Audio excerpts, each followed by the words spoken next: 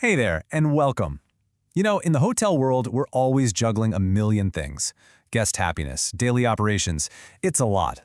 But honestly, one of the biggest challenges is getting a truly clear picture of your hotel's financial health. So, how do you actually do that? And that's a huge question, right? Sure, your booking reports and revenue numbers tell you part of the story, but they don't give you that unfiltered, stop-the-clock snapshot of where you really truly stand. So, how do you see the full picture? Well, the answer lies in something we can think of as a financial mirror. It's a tool that gives you a perfectly honest moment-in-time reflection of your business.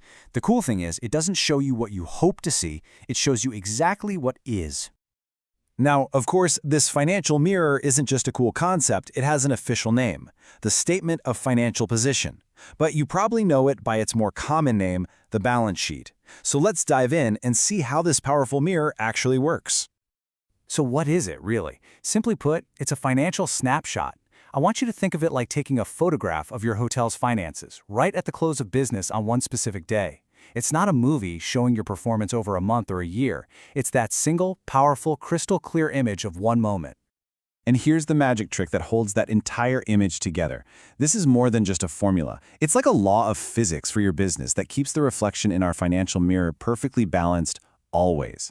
It means that everything the hotel owns was paid for by one of two things, either money you borrowed or money from the owners. That's it. Let's break that down. All right, first up, let's talk about assets. This is one side of our mirror. These are all the resources your hotel owns or controls that are going to help you make money down the road. We're talking about everything from the cash in the bank to the very building you're sitting in. Okay, but here's where it gets interesting. Assets aren't all the same. You've got your current assets. These are the things you'll probably use up within a year, like your cash reserves or the inventory for the minibars. Then you've got your non-current assets. These are the long-haul players, the things that provide value for years and years, like the hotel property itself or even your brand name. And this is where you can see how different hotel strategies come to life. Picture a big city hotel that owns its building. That's a massive, non-current physical asset. Now contrast that with a global management company that leases all its properties.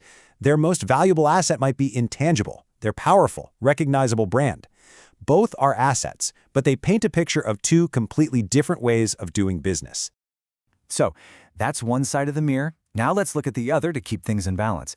Let's talk liabilities. It's pretty simple. If assets are what you own, liabilities are what you owe. These are all the claims that other people or companies have on your assets. It's the money you owe your suppliers, the big loan from the bank, and yep, even those deposits from future guests. And just like assets, we split liabilities into two camps. You've got your current liabilities. These are the bills you got to pay pretty soon, usually within the year. Think about that invoice from your linen service. On the other hand, non-current liabilities are the long-term commitments, like that huge mortgage on the hotel property that you'll be paying off for years. To make it real, imagine a brand new resort that's still under construction. On its balance sheet, you would absolutely see massive construction loans listed as a non-current liability. That shows its long-term promise to repay that debt, and it gives us a much clearer picture of the financial obligations it's facing. Okay, so we've got what the hotel owns, the assets, and we've got what it owes, the liabilities. So, what's left over? That brings us to the final crucial piece of our equation, equity. This is the good stuff. This is the part of the reflection that truly belongs to the owners. You can think of it as the real net worth of the business. And here's the bottom line. If you were to sell off every single one of your hotel's assets, the building, the furniture, all the cash, and then you use that money to pay off every single liability, the cash left in your hand is the owner's equity. It's the ultimate measure of the owner's true stake in the whole operation. This equity usually comes from a couple of key places, like the owner's initial investment. But a huge part of it is retained earnings. That's all the profit you've made over the years that you've smartly reinvested back into the business. You know, a profitable, family-run hotel that has very few debts might have incredibly high equity. But a brand new luxury resort that was financed with huge loans might have amazing assets, but much lower owner's equity, just because its liabilities are so high. Okay, so we've broken down the three core pieces, but just knowing what they are isn't enough.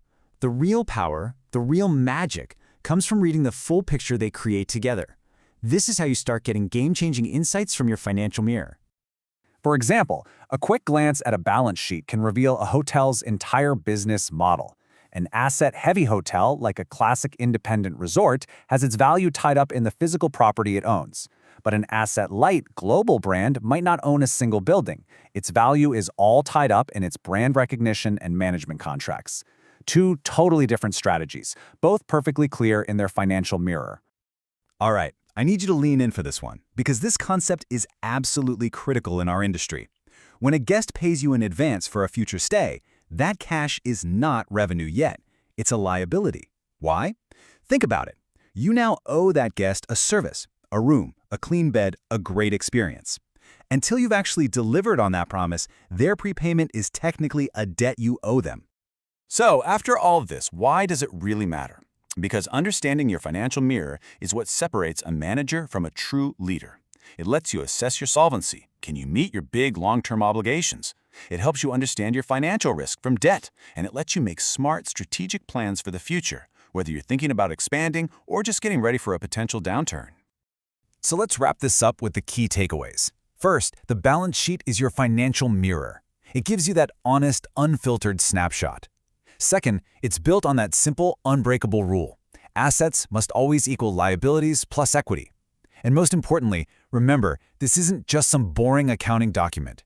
It's a strategic tool that reveals your hotel's structure, its stability, and its risk profile. And that really brings us to the final and most important question. Now that you know how to look into your hotel's financial mirror and see the true reflection of its health, what are you going to do with that clarity?